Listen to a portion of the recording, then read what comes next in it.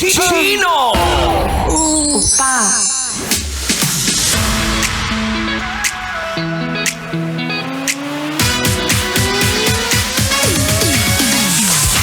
At ako'y nagbabalik. Ito pa rin po si DJ Kim Chino para tapusin ang mga sinasabi ko kanina pa. Anyway, mahal, gusto ko lang sabihin na huwag na kayong magpatawad ng taong hindi naman talaga nagsusorry o hindi natututo. Uy, maraming ganyan na. Maraming tao na kung saan inaabuso ang iyong kabaitan. 'Di ba? Na minsan niloloko ka na, winawalang ya ka na. Ay, alam ko naman papatawarin ako noon eh. Kaya hindi ako matitiis noon. Hindi. Dapat marunong kayong mag-let go, 'di ba? Pakawalan mo kapag nahihirapan ka. Pakawalan mo na kapag nahihirapan na magsinungaling. Di ba? Ito nga ang usapang relasyon natin eh. Di ba nga, balik na tayo sa ating Chinitox. Usapang pag-ibig mula sa Spicy Opa mo DJ Kim Chino. At di ba sabi ko sa inyo, mahal, minsan kapag nagbibigay kayo ng second chances, it's about time as well para mag-request. Or here are the reasonable request na pwede mong hingin sa jowa mong makasalanan. Sabi ko kanina, mahal, una, syempre mag-request ka naman ng genuine apology. Ang daling sabihin ng sorry, pero ang totoo ba or sincere ba yung pagsusorry? Di ba? Ang hirap tanggapin ng sorryng minamadali o di kaya pilit, 'di ba? Importante ang jowa or importante ang sa isang tao, sa isang relasyon, ang accountability. Alam niya sa sarili niya na mali siya. 'Di ba? Alam niya na siya may kasalanan, hindi yung papaikutin niya pa yung table para sabihin ikaw ang nagkulang. Oh, 'di ba? May mga ganyan tao. Oh, ito na, mahal, pangalawa, sabi ko rin kanina, request for explanation, 'di ba? Ipaliwanag niya, bigyan mo ng time para mag-explain. Recitation ba, 'di ba? Ano nangyari? Bakit mo ginawa? Anong natutunan mo doon?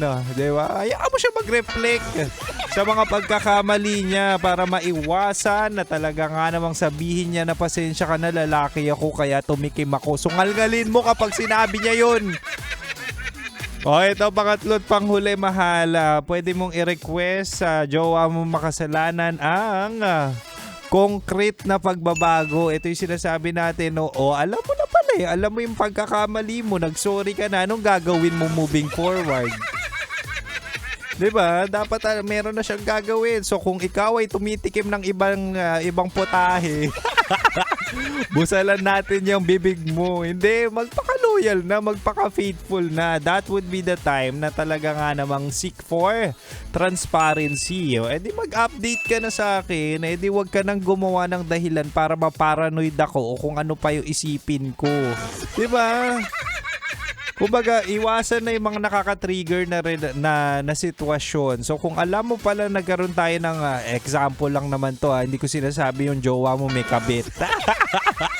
So, imaginein mo, kung alam mo naman or yun yung history na talaga nga namang may third party, iwasan mo na yung pagsama-sama, syempre, sa mga ibang tao na talaga nga namang magti-trigger pa ng trust issues. Diba? Kayong mga manloloko dyan, binigyan na nga kayo ng second chance, kukuha pa kayo ng third chances? Kakapal na mukha nyo. Di ba? Magbago na. Kapag nag-sorry, make sure na talaga nga namang sincere ang pagsasorry. At kung nag-sorry at alam na meron kang kasalanan, ito para pa rin to sa mga manduloko. Definitely wag nang ulitin. Or kung hindi nyo kayang magbago, utang na loob, pakawalan nyo na lang yung taong seryoso at willing magmahal na kung saan gusto na lang may makasama talaga sa buhay. Diba? Shout out sa mga dyan, manloloko na makapal mukha. Gigigil talaga. Hindi, at the end of the day, we all deserve the love that we can give and we can receive. So sana ang mga manloloko mapunta na lang din sa manloloko at kaming mga seryoso, kami na lang ang magjowaan. Ay, damay niyo ko dyan. Seryoso ako magmahal eh.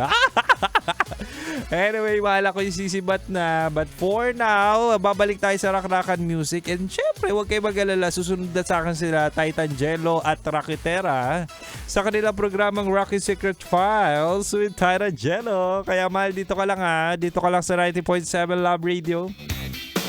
Kailangan pa bang i-memorize yan? Basic. Metro's #1 Love Radio.